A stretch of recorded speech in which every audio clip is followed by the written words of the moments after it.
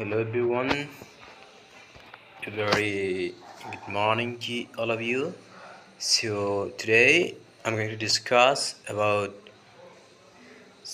the shopping for pleasure. Okay, then the American philosopher and historian, born 1842, USA, died 1901.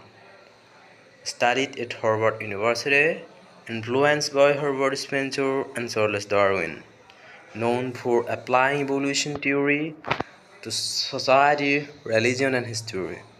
Popular lecturer and writer in the 19th century. So, key terms and concepts: evolution, society, and human thinking develop over time. Not only biological, but it's also social and intellectual growth. Social progress. Human society moves from simple, complex, and advanced. Example: primitive life and modern civilization. Science and religion harmony. Fiske believed, if I'm pronouncing wrong, okay, let me clarify. Believed science and religion are not in conflict, both can exist together. Intellectual development. Human mind and intelligence are more important than physical strength. Progress comes from thinking, knowledge, and morality. Application of Darwinism. Okay, so applied Darwinism ideas to society, history, and religion. This is called social evolution thinking. Okay, important works outline cosmic philosophy, explains evolution and philosophy, the destiny of man viewed in the light of his origin, human development and future. The idea of God as affected by modern knowledge, science and religion, the discovery of America and American history. So here now the summary of the shopping for pleasure. In shopping for pleasure, John Pisca argues that shopping malls should not be seen only as places of economic changes or capitalist control. Instead, they functions as important cultural and social spaces where people actively create meaning, pleasure, and event resistance. This challenges the idea that consumers are passive victims of capitalism, according to him. People, especially women and young people, use shopping malls in creative and independent ways rather than simply buying goods, and they engage in activities such as walking, browsing, meeting friends, and spending time. These actions show that malls are also spaces of leisure and social interaction, not just consumption. A key concept in Fiske's analysis: productive pleasure.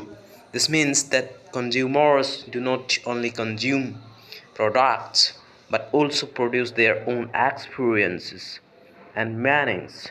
For example, trying on clothes without buying, window shopping, or simply enjoying the environment are ways in which people take control of the space. These activities may seem small, but they act as forms of resistance because they do not fully follow the capitalist goal of profit. This also discusses the idea of trickery or tactical resistance, where people subtly manipulate the system of their own benefit. Consumers use the mall in ways that were not originally intended by its designers. And this sense, the mall becomes a place of cultural struggle where the power of corporations is not absolute and users can reshape the meaning of the space. Another important theme in gender and power, Fiske highlights that shopping has often been associated with women, but instead of saying This is a sign of control. We interpret it as a space where women can exercise agency and independence. In malls, women can make choices, express identity, and engage in social life outside traditional restrictions. Skipper explains that consumption is a kind of performance. People use clothing, brands, and behavior in malls to express who they are. This turns shopping into a cultural activity where identity is displayed and negotiated.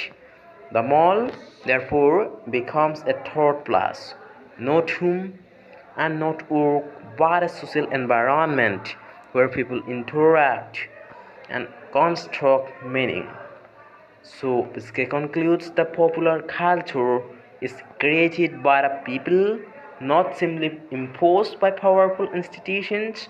The shopping mall becomes a key example of this as it is a place where consumers both participate in and resist capitalist systems at the same time. Okay, so yeah. Mall as a cultural and social space, mall is not just for buying goods, it is a place for leisure, interaction, and enjoyment. Active consumers, not passive people, are not controlled completely by capitalism. They actively use and shape the space. Leisure and consumption, shopping gives enjoyment beyond buying, browsing, trying, walking, and pleasure. Resistance to capitalism. People don't fully follow market rules, they use small actions to resist profit system. Okay, so trickery and tactics. Consumers use clever ways to enjoy without spending, similar to everyday resistance, gender and power. Shopping gives women space for freedom and identity, and not just control but also agency. Consumption as performance, people express identity through shopping behavior. Okay, mm, so that's it in today's video. If you like this video, please do like, subscribe, and see you. And thank you so much for seeing this video. Bye bye. Have a good day.